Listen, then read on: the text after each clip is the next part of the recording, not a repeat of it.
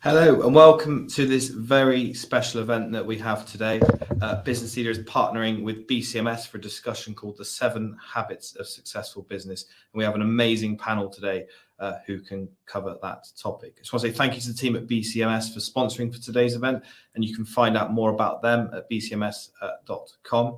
Like I mentioned, we've brought together a panel of leaders that have been there and done it, and those that are still on the journey to discuss the difference that makes a good company and a great company.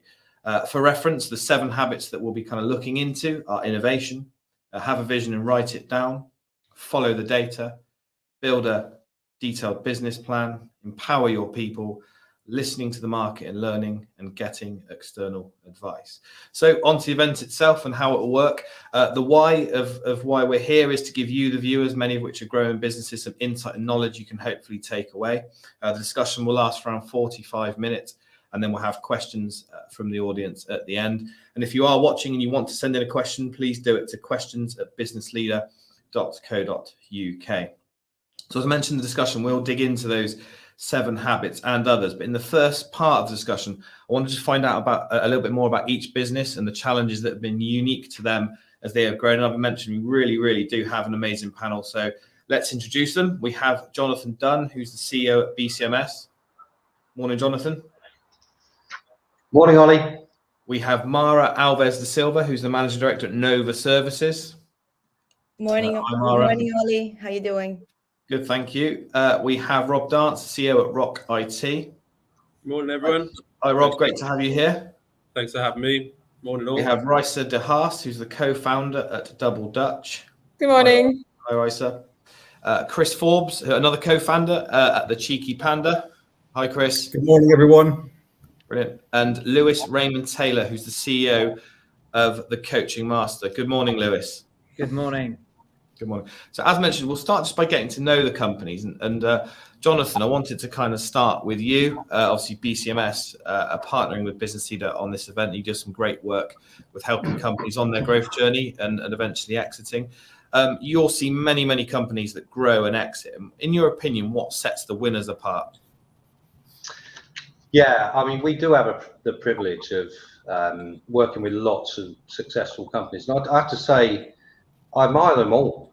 You know, everybody who builds a business that's of value and enough value that somebody else wants to buy it has achieved an amazing thing already. And there aren't many entrepreneurs that actually go on and do that. So it's great. I've got a huge amount of admiration for them, every single client that we work with. I guess the winners in terms of, i.e. those that are not just special, but they're extra special, would be differentiated by a number of things. I mean, we have a saying actually in our business that we all end up somewhere in life. Yeah, that's indisputable. But a few get there on purpose. And I think it's that actually differentiates the really successful clients from those that are, successful. And by that, I mean, they're deliberate. They know what they're going to do and they plan for it and they're very purposeful about it and they shape their business to maximize their value. And we just love to partner with them on that journey, help them do that, and then ultimately maximize that value. And that's how I would suggest they differentiate, what is a great company from a good company. Thank you, John. It's a really interesting point there about getting there on purpose, because, you know, like you say, we're all here for a reason. Sometimes you can kind of stumble through a bit, but really, really interesting point that. And Mara, I just wanted to bring you into the discussion now, you know, about your kind of journey. And I understand you recently bought back a majority stake in your business after setting up 2 or 3 years ago. Can you just tell us succinctly just a bit about your journey? Yes, certainly. So I'm Mara Alves, the managing director of Nova. We do commercial cleaning, and I have been, I would say, curing commercial cleaning headaches since 2011. So back in 2020, we have gone through a very difficult path. I guess everybody did, because we were going through the pandemics. So we had to get some, you know, like help. So we were like chasing for an investor. And we got it at the end. So because we needed some professional and financial help at the time. And we got a great investor, David Rudy. And originally, you know, at the beginning, I thought it would be something negative, you know, to have, you know, having to get an investor in, but was very, very positive. You know, I had to go through this because, you know, to learn. I have learned, you know, a great amount of deal with this person. And we had this buyout plan, staged plan, to be completed in 6 years to buy the business back. And we have gone through so well, and we have learned a lot. And I'm happy to say that we bought it back in 3.5 years. And I just signed the paperwork last month, and I'm very, very happy and pleased about this. So yeah, so very happy indeed. Great. No, thanks, Mara. Good intro to what you do there, and we'll discuss more about your kind of future plans and those habits as well. Rob, just want to bring you in. Getting there on purpose. I know you're very purposeful, and you do a lot on social media as well about how you're kind of growing your company. I'd just like to find out more about Rock IT and some of the challenges you faced and how you've got to this point. Yeah, definitely. Thank you very much for having me again today. But gosh, go trip down memory lane, really. So I started Rock in 2008 from my childhood playroom, my parents' house. I sold my Renault 5 and I put that £1,000 in the bank. And today, obviously, we're very different. But we've gone through many challenges, and it's safe to say since then the business has radically changed. And we employ about 100 people across the UK now. And looking back, it's probably around 2012 where we had that big bang moment. We had a lot of household names starting to use our brand, and we become recognised for having that IT support service desk that was unrivaled in the industry. You know, better response times, you know, better client satisfaction, things like that. The challenges over the years, gosh, every day has been pretty much a challenge. But I think going back on one of the points I mentioned earlier on, if you've got that mindset to really push forward and move forward, you almost don't see these kind of as blockers in any way. You kind of get motivated by, you know, those challenges, and they drive you forward. But today, Rock is all about servicing household names for all their technology needs. So you know, we work with clients across many of the things we're going to discuss today, things like data and analytics, cloud, you know, digital transformation, things like that. So we're really proud of what we're doing, and you know, we've got a long road ahead of us, and you know, we're really excited for the future as well. And helping clients is, you know, right up there in terms of the most important factor for us. No, thanks, Rob. And yeah, it's interesting you mentioned mindset there and that purpose, and we'll kind of go into that, because obviously every business is its people, but there's always somebody at the top as well. And I think having a mindset and professional approach, that's really important. So thanks, Rob. Raisa, good to have you here today. You're a co-founder of the business with your sister Joyce in the very, very tough drinks market, which Double Dutch have managed to kind of break through and establish a name. Not only that, you know, congratulations on your recent 4 million funding package as well. And it'd be good to just find out a little bit more about your background and how you've kind of got to where you are, if you can briefly, Raisa. Yeah, thank you for having me. So I started Double Dutch back in 2015 together with my twin sister. We are Dutch twins, hence the name. And we do a range of premium, all-natural mixers and tonic waters, so non-alcoholic soft drinks to drink with gins and vodkas and tequilas. So it's a very fun business. I think it's amazing to do it with my twin sister as well, because it's just super efficient working. We 100% trust each other. We have very split roles in the business. But we know that we can always 100% rely on each other. So I think that works really well. And indeed, the beverage industry is very competitive, but I think we've always had very much a commitment into innovation and pursuing quality. And I think some of the things indeed in the 7 habits, like setting a super clear vision, sticking to it, not getting distracted by lots of different smaller opportunities on the side, maybe, but kind of sticking to core business has really helped us growing our company over the past 8 years. Thanks, Raisa. And that brings us neatly on to another co-founder and another family affair with Chris. You set up Cheeky Panda, as I understand, with your wife, Julie Chen, and the business, I mean, has grown massively. See you everywhere, Chris. So congratulations on that. And it'd be good, like the other panelists, if you could just give us a brief background to your story. Yeah, certainly. So Cheeky Panda was founded in 2016. Myself and Julie created the business, recognizing that we live in a world of stretched resources, and we've got bamboo, which is the world's fastest growing plant. So we were like, well, why are we not using the world's fastest growing plant for things like toilet tissue or kitchen towels or wipes? Why are we cutting down trees? And Julie said, well, we can use bamboo. And I said, is it any good? And it's a beautiful product. It's lovely, silky, soft and smooth. And then we sort of went on a journey to sort of crowdfund. Now, interestingly, myself and Julie have got different skill sets and we naturally complement each other. I think that's something important when you've got co-founders, is that everyone, to the other point, is know the role, have naturally complementary roles. And essentially, we looked at what Brewdog did with the crowdfunding route and with their Punks for Equity, and we decided to kind of go down the same route. And, that's been a wonderful journey for us. And, we're now selling across 25 different countries. In the UK, we've got over 10,000 distribution outlets, from Waitrose to Boots to Ocado, and we sell around about 500,000 units a month. So it's become quite a recognised brand and a great business, and we've got a lot of great fans that use and love our products, and it's great to be here to talk about our story. Thanks, Chris. And you mentioned sustainability there, and I think it wasn't on the 7 habits, but I want to touch a bit more on that with you later as well, and the importance of that, especially now. And Lewis, welcome this morning. Some of you may recognise Lewis. He's been on the Business Leader podcast with our editor Josh. And yeah, it'd be good, Lewis. Similar to the panel, if you can kind of tell us a bit about your story. I know, it's certainly an amazing one. Yeah, that would be very difficult to do in the summary, but I'll try my best. It's interesting that a lot of people have been speaking about purpose, and I think that's congruent with myself as well, but in a slightly different way. I think that the people on the panel were speaking about purpose in terms of doing things on purpose, in terms of intentionality, and that's very key and sort of scale up and really growing a substantial business.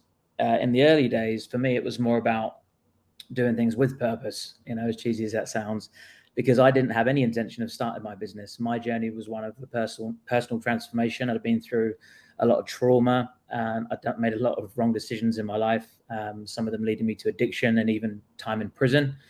And I transformed my life entirely to the point where I was so blown away by the fact that I was able to do that. I felt compelled to share it with others, and organically through that, I realized a viable business opportunity that just grew step by step. I mean, there's a couple of things. I mean, I know it was referred to as a debate, so maybe there are some things we can debate, because some of these things on these lists I wholeheartedly agree with, and some of the things I just haven't done. And that's not because I don't agree with them, but it's just because it's not the journey that unfolded for me. For me, it was getting stuck in, figuring it out, imperfect action, hustler entrepreneur mode, not knowing what to do and not having a plan because I didn't know how to create a plan, and just seeing what the customers wanted and then keep on delivering. And yeah, we've now been able to build a recently valued $25 million coaching academy, customers from 85 countries around the world, all sorts of things such as virtual reality and co-working spaces and training. And yeah, it's been amazing, but it's just all unfolded sort of month by month, listening to the customers, seeing what they want and responding and delivering, and focusing on those very core key metrics, which I think are traffic. I mean, we'll get into this, I guess, but traffic, conversions, and products. So I was just really like, right, how can I get as many people to see this as possible? How can I convert these people into customer? And how can I have the most amazing product? And I stripped back everything else. And it seemed to work pretty well. So slightly unorthodox in terms of my approach, I should imagine, and maybe a little bit stand out a little bit against some of the more prestige members of this panel. But hopefully I can still contribute a lot towards today's. And yeah, looking forward to it. No, definitely, Lewis. And unorthodox can sometimes be good. I just want to, we'll start to dig into the 7 habits now. And you mentioned that unorthodox approach. And what you do, Lewis, is obviously you have a coaching academy where you coach coaches, obviously. So through that funnel, kind of, yeah. So where you've had a more unorthodox approach, which you've kind of said yourself, but what are some of the traits that you see or have to kind of get your team to kind of give to coaches? So I don't know if I was muted there because there was a little red thing there. So we don't coach coaches because we have actually no coaching. So what we do is the story is I built a coaching business from scratch in 7 months to 6 figures. And I know that sounds like the typical online crap you hear, but I did. And this was 7 years ago, before the boom of online world and before everyone started doing this kind of stuff. And then I had people asking me how I did it. And then that turned into more of a marketing consultancy. Then I partnered with a guy who was qualifying coaches. And since then, we don't deliver any coaching. We train people to become a coach. So we give them the actual accreditations, and we have, we're accredited by the ICF and the ANLP, the top governing bodies in the world. And then we then teach them how to build a freedom-based business. And then they go off and they live in Bali, and we have a co-working space in Bali and Indonesia. And we help people build these freedom-based online businesses. So actually, I've even forgotten your question, but I just wanted to clarify that first. What was the question again? Sorry, no, just, when I don't even listen. Yeah, that's fine. When you're looking and supporting these people, to have those freedom-based businesses, obviously you said your approach has been quite unorthodox. It's probably more less so now. But what kind of approach do you give them? So in terms of the unorthodox approach to building the business and serving the customers, is I don't look to plan ahead and think too much. I look to take action and learn and respond to that. So, for example, we had no investment. We didn't put any startup capital in and no loans. And we went on a Facebook Live. We gathered loads of people just like this, and we sold our first course and made 16 grand, and the course didn't exist. It was a framework of a course that we was going to deliver live to test it to see if people wanted to buy it, and they did. So we delivered the course. After the feedback from the course, we reiterated it and we refined it, and we listened to the customer. We made it better. And then we started listening to what other things they wanted. What course do you want next, guys? We want an NLP course. Well, no worries, we'll build that one then. And it's been pretty much like that all the way through. So yeah, that's really been our approach. Taking action, not so often making mistakes, because there hasn't really been many, because it's, as the cliche mindset term goes, they're all learning.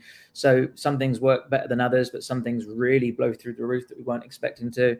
And of course, things like the pandemic helped when everyone was looking for new online opportunities and everyone was online, and, we quadrupled our business that year anyway. So we've had some things that worked in our favor. But yeah, just going to the 7 habits, innovation, we're always trying to take 2 steps ahead. We will go into the governing bodies and saying this needs to be done online, and they were telling us you can't do it online. And this was traditionally when coach training was done in a hotel conference room. They told us we couldn't. We said, okay, we'll do it on our own. And then we went and did it. And then when COVID hit, of course, they were scrambling around trying to find out how to do it.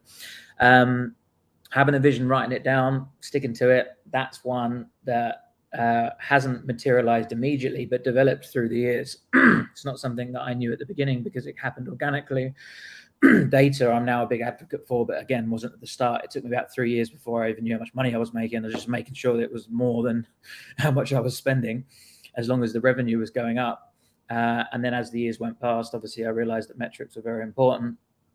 Business plan, again, something that I think you need to have a lot of knowledge to understand how to build a business plan, and maybe even, formal education and experience, whereas I wasn't able to do that at the time. I think now more so, raising investment and things like that, I can create business plans based on the understanding I have. But for a lot of people that are starting out in that startup hustle space of just trying to get something to work and bring the first pound note in, they might create the wrong business plan, and by the time they finished it, they might not have started.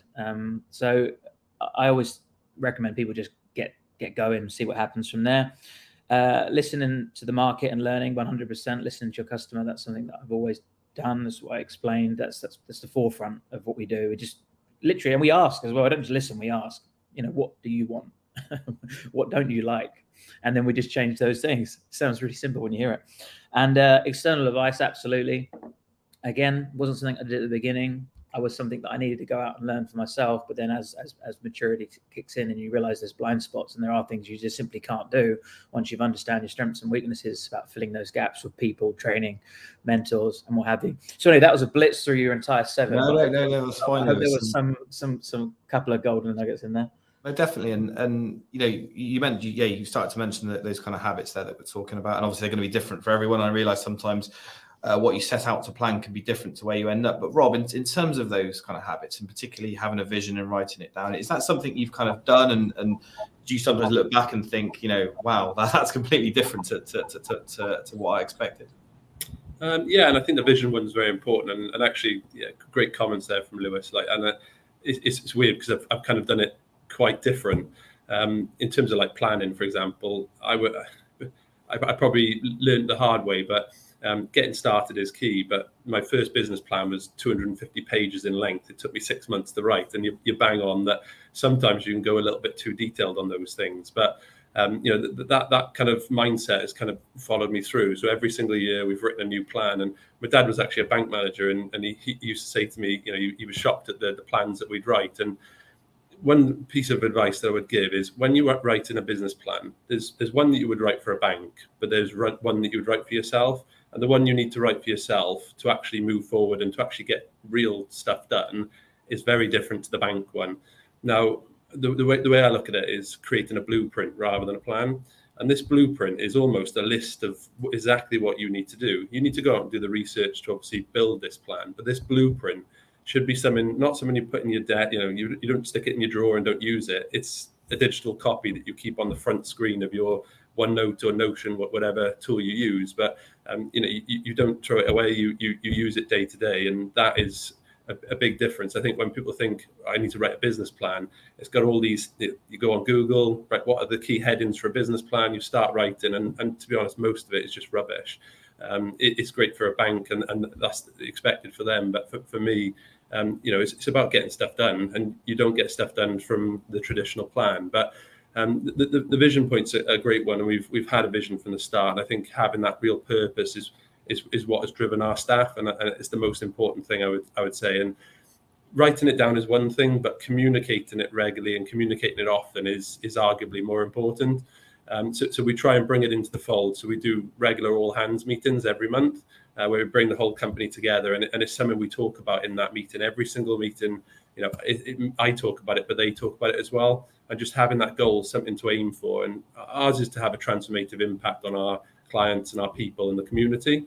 And what that does, it captures the imagination of everyone. Not everyone in the company is going to want to see the company grow necessarily. Some would be more inclined to be motivated by the community, or some are more motivated by, you know, working well as a team and building a great company culture. So our mission is kind of multifaceted, and the most important thing is, again, it's not something you just sort of write in the top of your business plan and then don't speak about for the rest of the year. It's something you need to talk about on a regular basis to really ingrain it in people, but then to make sure that that is then across your values and within your mechanisms for the company. So the processes need to echo it. So and the same for your company values as well. Most important is, you know, you live by these values, and those values are what actually help you guide your decision making, rather than, again, they're in a business plan and they're in the top page and you don't ever refer to them ever. So that's like, thanks, Rob. I'll just cut, because I've got John and Chris are going to kind of jump in here. If we go for Jonathan, please. Yeah, thanks, Ollie. I'm loving this. I think we need a longer meeting.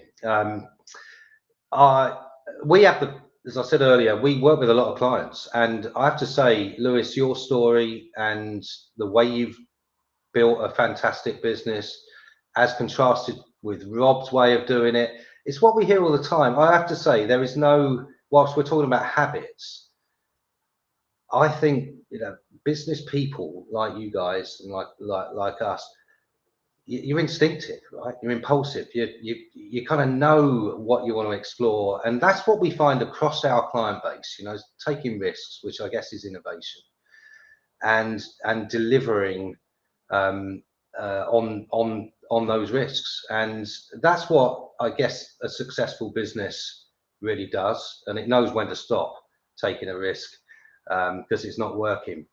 So I just feel we've got an absolute cross section of the kind of client base that we serve, and not surprisingly so. Everybody does it slightly differently. I just wanted to pick up on the data point, because we've discovered in our years, I mean, we've been doing this 30 years. So we've got just such a long history of things that have been done well and things that haven't. And you just accumulate knowledge and wisdom as to what really works and what doesn't. And in the context of a business sale, there's a lot that does, but there's a load that doesn't.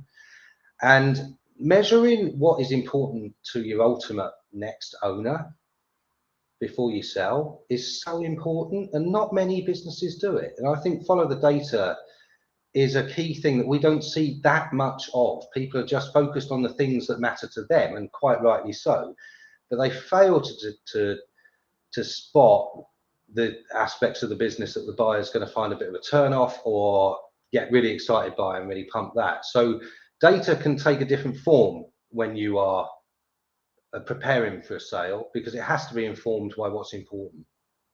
Brilliant. Thanks, Jonathan. We will come back to data, Rob, so just saw your kind of point there. But just want to bring in Chris as well. Yeah, so I mean, I think one of the things about being a successful business is to know your market. And one of the things I sort of say is look for the white space, and the white space is where, even if it's a crowded market, is actually doing things differently. When we started selling bamboo tissue, there was nobody in the UK selling bamboo tissue. So it was an unknown leap for us, but we felt that the quality was good. And if you can have sustainable products that have got just as good quality, if not better, then, there's a market there. And that's something that we continue to iterate. So it's not just kind of having one product that's successful. We started off with toilet tissue. We quickly moved to kitchen towel. Then we moved to facial tissue. Then we moved to beauty wipes and baby wipes and straws. So there's like a continuous iteration, and what iterations does, it drives growth and drives sales. The other thing that I would sort of say in terms of successful business is cash is king. And a lot of people don't teach you financial management when you're actually kind of at school, or even in the early stages of business. Even if you're sitting in a corporate, you're not really running your own P&L, you might be running one stream. So really getting to grips with being able to use cash well, understanding cash flow, and being able to not necessarily be sold by people that are selling services, and actually understand return on investment. And I think if you can crack these fundamentals of product market fit and cash management, then you're going to be in a really nice place to build a successful business. A really interesting point there, Chris, about product market fit, because the trend's starting to, I think, die out a bit of companies who are raising lots of money without often establishing product market fit. So I think a really, really good point there. And I'll just bring in Raisa and Mara, and then we'll come back to Lewis and Rob. Raisa, just on that business plan and vision, obviously you set the business up with your sister Joyce. Did you completely agree on everything, or did you have kind of different parts of the vision that you want to kind of execute, and how did that work? I mean, with Joyce. I think we generally always agreed on kind of overall bigger vision. I think the difference between both of us, which I think helps in day to day, is that Joyce is probably slightly more longer term focused, and I'm slightly more shorter term focused, as in what's happening this year, this month, this week. And Joyce is always kind of more looking at 3 years, 4 years ahead. So I think that really helps complement each other. We made a business plan because we started Double Dutch when I was writing my thesis at university in London about the gin and tonic hype and the fact that gins were massively booming, but choice of mixers was kind of lagging behind, and there wasn't any flavor innovation. And then I graduated with that thesis, and then our university gave us our initial investment. So that's how we started. That business plan, when I read it a year later after graduation, we didn't follow anything from it. So I agree that the business plan and the vision that you write for a university or for a financial institution is probably very different than how it actually goes. Or actually, then we also changed a lot on it. And I think that is the thing of doing business. Things change, market environments change, but maybe your customer changes a little bit. The customers that you thought you would target are changing. When we launched with two very different flavors. We were the first brand to launch with flavored mixers without quinine. So we launched with our cucumber watermelon and pomegranate and basil. And we thought that we would never do a standard Indian tonic or a ginger beer or a ginger ale, because we said that's already on the market. We will never go down that route. But then ultimately our customers were asking for all those flavors as well, because we didn't really think that a bar doesn't really want to stock 2 or 3 brands in mixers, because it's not their main. They stock 10 or 20 different gins, but maybe not in mixers. So then we had to launch those products, whilst it was absolutely never in our business plan, and it was even in our mission statement. We will never do these standard range. So I think it is about being flexible and agile, and even if it is in a business plan, just change it. And I think it's helpful actually to have different opinions in a company. And Joyce and I, we have very much the same vision, and it helps, and it's easy decision making. But when we don't agree, it's actually quite a good discussion. We can get other outside external people in the company, get their opinion, have a kind of fresh pair of eyes to see what their thoughts are. And I think it is helpful to be challenged once in a while. And for example, with our boards, we have a really great board, and they are super impressive. But it's good that sometimes once in a while they challenge us and say that some things don't make sense, or why are we doing this? Or so not having the exact same vision, I think, definitely helps with innovation and driving business further. No, thanks, Bryce. And you mentioned the external challenge there, which I think is important in growing a business. I just want to talk to Lewis, Rob, and Mara about that. Start with yourself, Rob, in terms of, do you have a kind of business mentor? How do you get your ideas challenged and ensure that you're kind of having that other kind of voice? Yeah, this one's probably similar to what Lewis said, actually. Back in the early days, you're so focused on your own internal business. You need to improve things on a day-to-day basis. It's hard sometimes to look outside for inspiration. And I think actually in the early days that really helped us, because what we weren't doing is copying everyone else. We were going our own direction. We were taking our own path with it. So we built a business that our competitors struggled to copy us. They certainly tried, but every time we'd see something which was similar to what we were doing, we were already working on that next thing and just about to launch it. So I think sometimes you need a kind of mentor. You need to look for external things, but you also need to know what you need to look for as well. So I'm fanatical about learning new things, but as everyone's pretty much said, you know what you need to learn at that moment in time. You should go out and get that learning. It's not necessarily a case of broad, go and learn everything. Just focus on what you need to do, and maybe focus on one thing at a time rather than trying to do too much at once as well. So mentorship is important, but I would also say it's as important to make sure you're focusing internally, to make sure you're building something really unique and not the same as what everyone else is doing as well. And thanks, Rob. Lewis, I will come to you and coach you. Mara, I just want to, you mentioned obviously the investor that you brought on and how they played a kind of mentorship role. So just be interested to hear more about that. With the mentor, is really, I have a coach, a business coach, which is really helpful. So he was the one who was like walking me through to get to the from the A to the B. But I think it's really important to understand a little bit of the beginning. I think the most important, the art of know-how, disadvantage, because I've started as a cleaner when I was 20 years old, when I first landed in the UK. So I had no much money, no language, I didn't speak English at all. So I just, bought a vacuum cleaner and started cleaning. So I knocked a few doors and got a few clients. My brother used to run the same kind of business, 4 clients. And from the four clients, I got 101. Sorry. And then we decided to go. Oh, sorry, no, it's quite choppy sorry? there.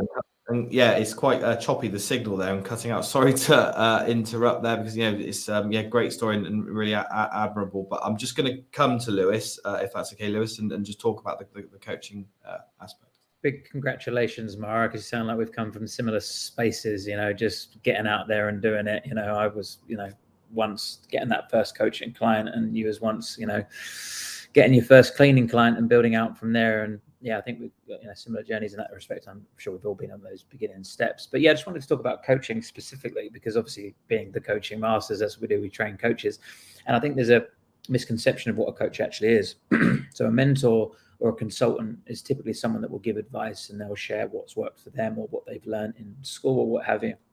But a coach is somebody who asks challenging and thought-provoking questions that allows the person to uncover the answers for themselves. And obviously with a business, well, it might be obvious for us guys, but people listening, it may not be so obvious. The number one factor that's going to get in your way is your own head. Imposter syndrome, perfectionism, doubt, insecurities, fear of failure, fear of humiliation, fear of success. I mean, there's so many different things that can be in our way.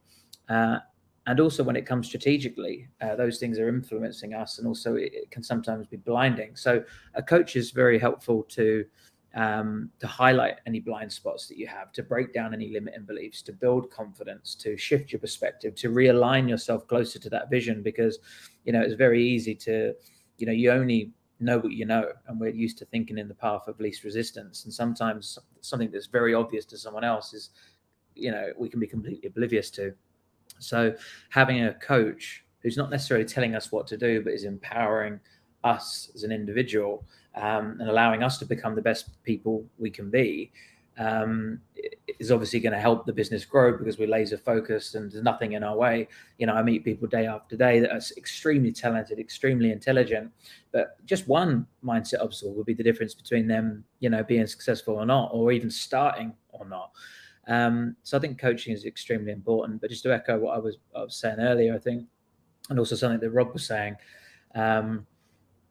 get the advice when you need it. I think also in contrast to this, although it's a bit contradictory, especially when it comes outside of the realm of coaching, and we're talking about training, and we're talking about mentoring, and we're talking about reading and books and courses, sometimes analysis is paralysis. We can sometimes shove so much information in our brain that we just now no longer know what to do and become overwhelmed. And that can also stop. I'm a big believer in being coached individually so that we can be the best people we can be, so we can make the right decisions. But then when it comes to knowledge and learning and growth and advice in a business strategic sense, is only get that information when you need it. Think to yourself, what is it I need in order to take myself from here to there? And then go and seek that exact information. Otherwise, you may go and seek some other information from some guru that leads you in a completely different path. So I think intentionality and, going back to the theme of purpose, taking advice from people that are going to get you where you need to be at the right time in the right way is important as well, and not just thinking that all information and all mentorship and all guidance and even all coaching is going to be necessarily helpful. So there's two contradictory bits of information there. No, they're brilliant. Thanks, Liz. I think, like you say, that too much analysis can definitely be pricey. Mara, we'll try and come back to you, because it was great to hear about that. But I just want to now talk a bit about empowering and people. And Chris, just hear your kind of take on that, and people, and about how they go through different stages of growth. But also, Chris, the importance of empowering your staff, especially now where we've had things like the pandemic and the Great Resignation. Yeah, so I mean, one of my favorite quotes is different horses for different courses.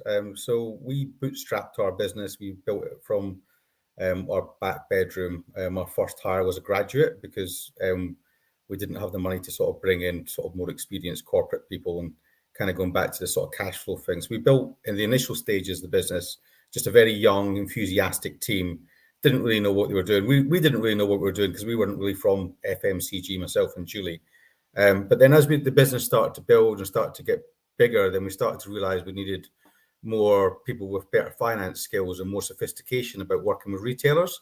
But because the level of sales kind of grew with it, then we sort of transitioned out some of the more junior people that are kind of different for the early startup stage, and kind of going into the sort of more growth stage. And at some point in time, like if you're sort of building a business, you need to recognize that the people that are with you at the very beginning of the journey might not be with you at the middle stage, and then understanding like what the different skills are. And that's probably such an important part to building a successful business, is that empowerment culture, and making sure that you've got the right people for the right stage.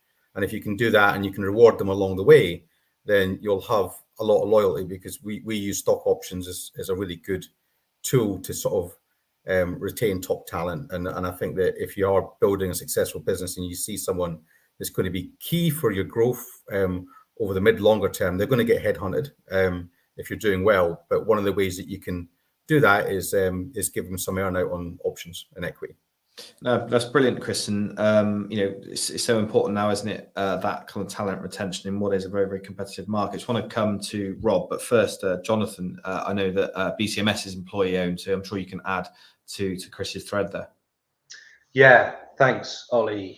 I said earlier that we are a 30-year-old business, but we've been employee owned for just over a year, and it's been really, really interesting to see how the culture of our organisation is developing under that sort of framework. And it frankly, as the leader of the business, it is a joy to work with people that are really bought in a totally different way to what they were previously.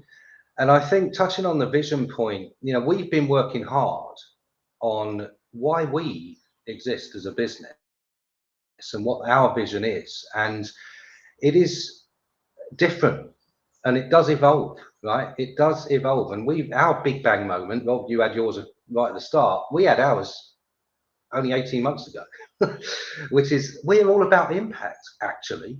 We've always thought of ourselves as transactions specialists, and therefore, like the rest of our industry, been really guilty of being transactional and just treating clients as projects. And we've come to realize, because we keep in touch with our clients, and we run a fellows program, which are all the clients that have ever sold through BCMS part of, there's hundreds of a minute. My goodness, these guys go on and do some brilliant things. And you just realize, actually, the deal that you're working on today, my colleagues are working on, is really just a pebble that drops in a pond, and the ripples that gives rise to, because what a deal does, what an exit does, what a trade sale or private equity deal, whatever, it creates opportunity for the very people that founded that business to go on and realize their dreams. And we love to stay involved and even help them do that. And that is what we're about now. And under an employee-owned business, you can really see the beginnings of something that, frankly, is completely different to the way we've ever done things. And actually, you have to find in the services industry, and Mara, you'll know this, Lewis, you'll know this, there's loads of people out there that do what we do, right? Finding that differentiator is hard, and living it. And I think we're really starting to now understand how we are differentiated. And if you can cascade that to the people that deliver the service, you've got a really potent combination, I think. No, that's really interesting point there, Jonathan, especially in the services industry, like you say. I just will come to Rob and then Mara. Rob, Chris mentioned sometimes when you grow a business, the people at the start aren't going to be at the end of the journey. I just want to get your kind of sense of, hey, how you're kind of empowering staff and how you found that journey with kind of, employing people. Yeah, thank you. So, I mentioned earlier on about 2012 being that big bang moment. Now, we started the business in 2008, and right at the start, oftentimes you know what you need to get done, and you don't have a big enough team to almost go lots of different directions. So you kind of have to command almost what gets done. But I think 2012, around that sort of time, was when things started to change. We were a couple of people in around the desk initially, but then it was 2 offices, and we couldn't talk to each other around the desk. So it became really important for us to empower and trust our people. Technology, we've got 2 sides to the business essentially. We've got the technology side, and we've got another side now for big moves. And these big moves are about 25% of our workforce is working on new initiatives and new innovations. And they have to be completely empowered. You've got to trust what they're doing. You've got to leave them to it. And it's only then, thinking back to 2012, when we really empowered our technology teams to go off and do it their own ways and to innovate and play with things, fail, if most things don't work out, some things do, and the things that do, you keep building on those things. And that empowerment piece is literally where it completely changed the game. And going back to what Jonathan said about the employee-owned element, essentially that is the epitome of it, really, isn't it? You've got all your employees who are driven by growing the business and doing great things in the world. And not every business has got that where it's employee-owned, but almost try and aim for that, make it so if people do feel that they own the company and they have a stake in it and they're passionate about driving it forward. And we've been fortunate to have a lot of those people, and we've got an amazing team of people who are passionate about where we're heading, and without them, honestly, we wouldn't be where we are today. And I certainly would have a lot more grey hair, and I'd be struggling a lot more than what I am. But the people, and empowering the people, and making sure you've got the best culture in the world is probably number one for any business, and the biggest piece of advice I would give, definitely. No, thanks, Rob. And Mara, just want to bring you back in on the people piece, because I know, like Jonathan mentioned, the service industry is hard to stand out. But I understand when we spoke before the event, you're having some challenges in terms of getting people, aren't you, because of the sort of tougher, government legislation.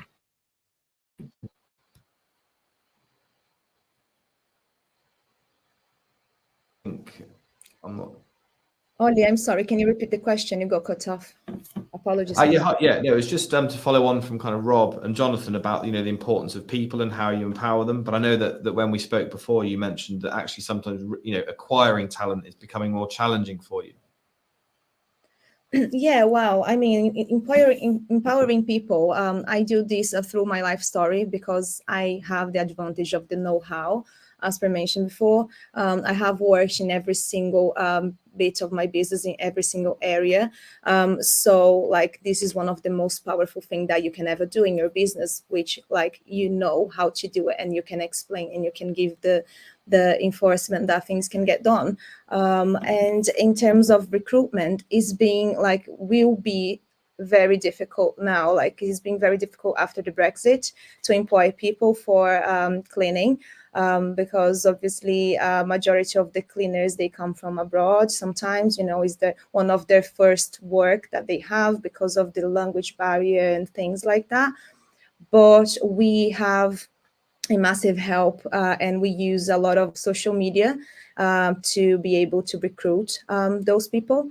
And although it's difficult, it can be done, and it can be done. You can explore loads of ways of recruiting, not only going through agencies. I think social media is very powerful on that side. Yeah. Thanks, Mara. And Rice, I just wanted to get your thoughts on empowering your people and bring them on the growth journey. I think that's super important, and I think we try to be super flexible. I think on the one hand side, we give a lot of autonomy to our people to make their own decisions, and to take a lot of ownerships themselves. I think that attracts a certain type of person, and I think there are two types of people who either want a lot of autonomy and really want to make their own decisions and work in team, and collaborations, I think, is super important, but ultimately not need a lot of hand-holding. Or I think you need people. There are people that do not thrive in that environment at all, and they find it more stressful than anything else. So I think we've learned a lot over the past few years. But I think it's also important to invest in learning and development opportunities, offering training programs, and kind of help them grow in their roles, and also for their kind of own careers. But I think the most important is offering flexibility. I think especially after COVID, we weren't before that, but I think nobody really wants to work 9 to 6 anymore. We only go to the office 1 or 2 days a week. We recognize that everyone has different kind of private lives. We have a lot of working moms in our team, so they do very flexible hours and very different hours. So I think just recognizing work-life balance is super important, and encouraging the team to manage their time effectively.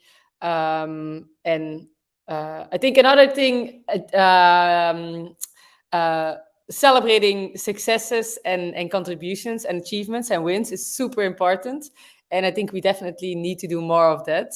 But I think it goes a very long way, and people want to be appreciated. I want to be appreciated. So I think it is a big thing to give little kind of, we do a star of the month, and we do kind of small things for little celebrations. And we definitely need to do more of it. But I think that is very important.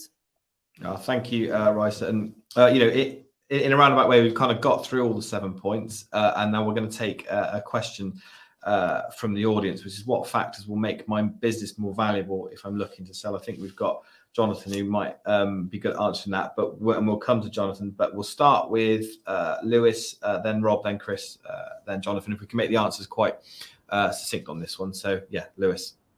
As succinct as possible. Make more money and more profit. I mean, I see a lot of business owners, especially new time business owners, if that's the right word, startups, focusing a lot on things that probably don't matter as much as they think they do. Ultimately, there's a lot of things that influence making more money, more profit, but you'd be surprised how many people aren't focusing on things such as marketing and sales, and they are focusing more on, I need to get investment, I need to spend all my time putting this thing together for the next 6 months that's going to be attractive to them, rather than actually putting the time in to grow the company, to make it an attractive proposition to someone that might look to acquire it or buy it and increase the valuation. For us, we looked into more innovative technology. We always made sure we were growing on 100% year-on-year growth. So always, making sure we were putting out new products, selling things, improving our marketing. So it was a combination of having unique factors and innovation, such as like virtual reality that I mentioned, growing, making more money. And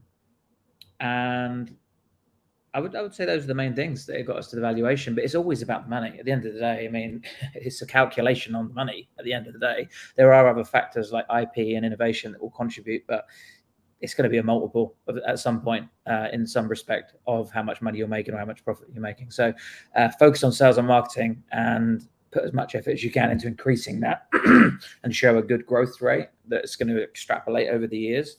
And that's going to make people excited to A, want to invest, and B, give you a valuable valuation. But that is just an uninformed guess. I'm no expert in that field, and I'm sure someone. No, thank you, Lewis. And Chris, it's come back to what you mentioned earlier about focusing on the money and the product market fit, isn't it?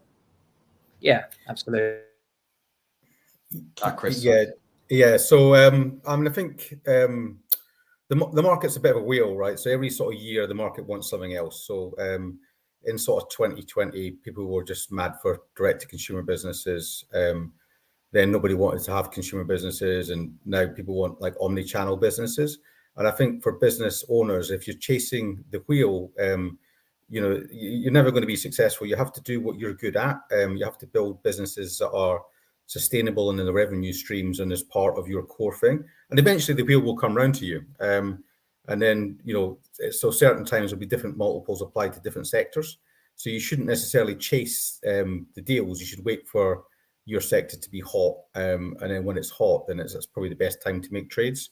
So I think that's kind of how I look at the values of your business, is just waiting for the right time as much as growing it in the same way that Lewis has mentioned. That's a really interesting point there, Chris. Thank you. And Rob, anything to add? Cool. Sorry about the noise in the background. We've got people next door, but for me, I'm not actually looking to sell the business. I think we've got a long road ahead of us, and we're looking to achieve that mission. But my advice definitely would be, it's much easier to create a business that can run without you, but it's equally or more important to make sure that your business can grow without you. So having the right team, present, that the business can actually grow without you, is probably my number one piece of advice for making sure you can sell for a higher valuation. Thank you, Rob. And Jonathan, anything you want to add here? Well, yeah, I don't disagree with any of what you've just heard. Of course, it's about the money. Of course, it's about timing. Of course, it's about having a great team that the buyer can inherit. I think what we have learned over all of our deals is that you can provide the same information on all of that to a pool of buyers, and yet you get such different responses. You get such different ranges, and it has therefore to be the old adage, beauty is in the eyes of the beholder. And if you've got a buyer that wants you because of things that other buyers don't, you get a different outcome. And so I'd say two things really. When you do come to sell, do it properly and make sure you get advice about who is the best party to sell to, and never accept that first kind of knock on the door. That's the first thing. But if you think about it at a very, very high level, all you're trying to do is to create a business that somebody can have confidence in. because it's confidence that fuels that price.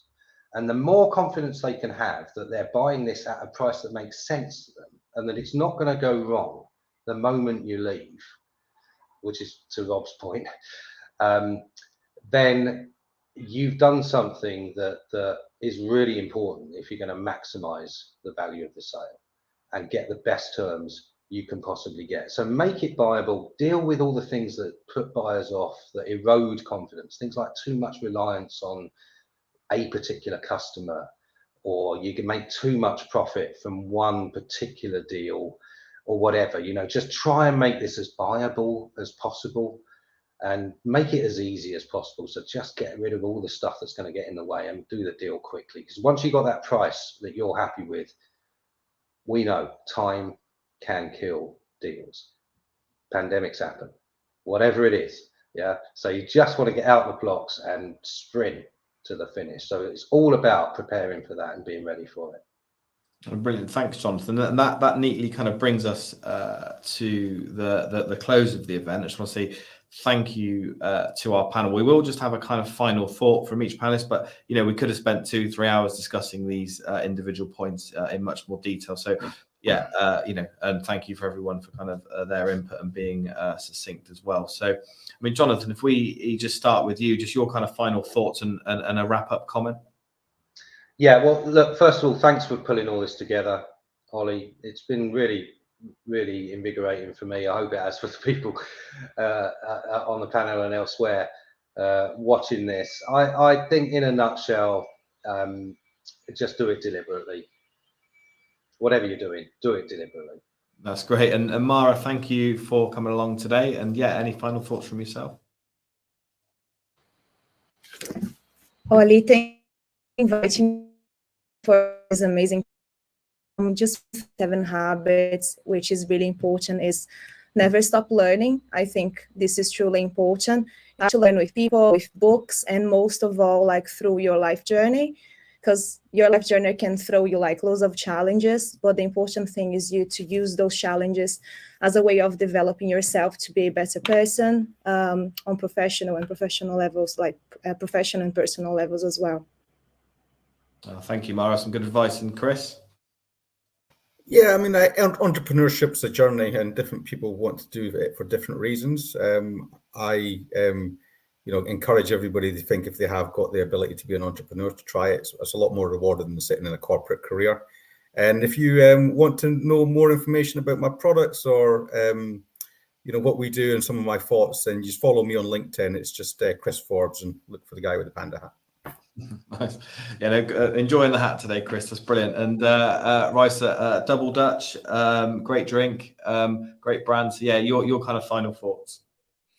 I think final thoughts for, I think the most important is passion for your business, for your company, for your products. I think passionate leadership inspires the team, inspires customers. I think people buy from people. So having an authentic kind of story, especially for products in FMCG, is super important. And really think about, what do you want to give your Christmas up for? There's lots of personal things that you have to give up when starting your company or maybe selling. So I think it's super important to be super passionate about whatever it is you start your company in. Good stuff, Chris. Rob, thanks for coming along today. I really appreciate your time and yeah, your final thoughts. Yeah, and thank you so much for having me today. What an amazing day, and great to be brought together with these people. But my final piece of advice for anyone is probably just to follow me on Instagram or LinkedIn. I know it's a bit of a plug, but I'll give a bit more than that. If anyone wants to message me on any of those platforms, feel free. Whatever stage in the journey you are at, I'm more than happy to give my advice, and I'll always reply to you. So feel free to contact me on Instagram or LinkedIn. Oh, thanks, Rob. That's really kind. And Lewis? Yeah, so the people that are looking to exit their business and have a big team are actually few and far between. I should imagine there's a lot of people watching this, listening to this right now, that are in those early stages that are looking for inspiration and motivation to start. you know, a lot of this stuff can be quite overwhelming. If you're in that space, I want to always speak to the newcomer, the newbie, because I think that's the most important person to empower.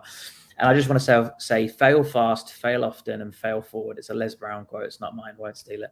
But just go out there. Just go and figure it out. You will learn along the way, but please don't hold back. You know, use these things such as plans and things like data to support you, but don't allow it to be a paralysis and something as an excuse and a procrastination tool to not, you know, get the experience you need to actually know for a fact what works. And of course, come and follow me over on Instagram as well, at Lewis Raymond Taylor, and check out what I do, which is all about coaching. So if you're interested in becoming a coach, I'm your man.